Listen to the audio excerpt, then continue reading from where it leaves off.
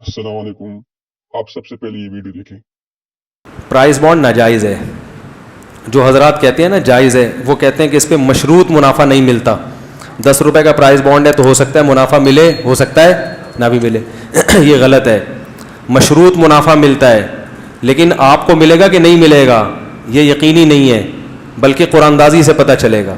مشروط نہ ہوتا تو آپ عدالت میں چیلنج نہیں کر سکتے. مشروط ہے, آپ کا نام نکلا تو ان کے باپ کو بھی دینا پڑے گا یہ, ٹھیک ہے نا.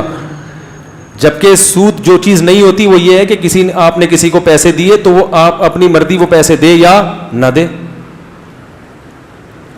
کیا خیال ہے؟ پہلے سے کوئی طے نہیں ہوتا, نہ دے تو کوئی غصہ نہیں ہے, دے دے تو غریبی ہے. تو یہاں اگر آپ کا نام آیا تو اس کو دینا پڑے گا, تو یہ مشروط ہے. ہاں کس کے ساتھ مشروط ہے یہ پہلے نہیں پتا چلتا, یہ قرآن اندازی سے فیصلہ ہوتا ہے کہ کس کو دیا جائے گا. تو اس لیے یہ بالکل ناجائز ہے. غرر بھی ہے اس میں, یہ غیر یقینی بے. آپ کو 10 روپے کے بدلے میں کیا چیز ملے گی یہ آپ کو پتا نہیں ہوتی. تو غیر یقینی خرید و فروخت سے نبی صلی اللہ علیہ وسلم نے منع کیا ہے, صحیح حدیث ہے اس بارے میں.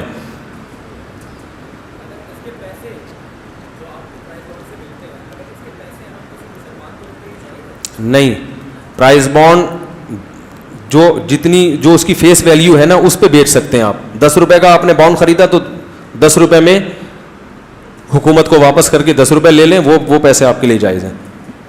سمجھ رہے؟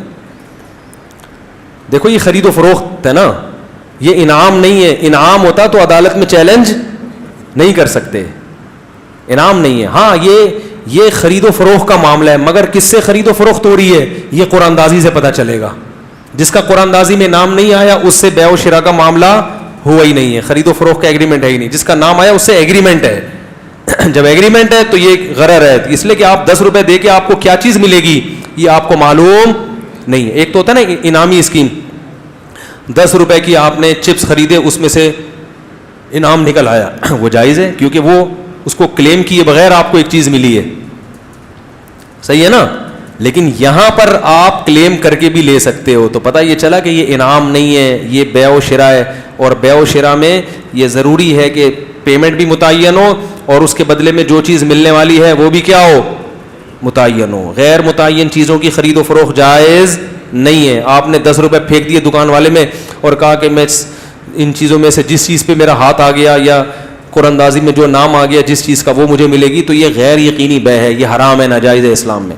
تو جو حضرات یہ کہتے ہیں کہ پرائز بانڈ جائز ہے ان کا قول بالکل کالعدم ہے, بالکل باطل ہے, کم علمی کی دلیل ہے.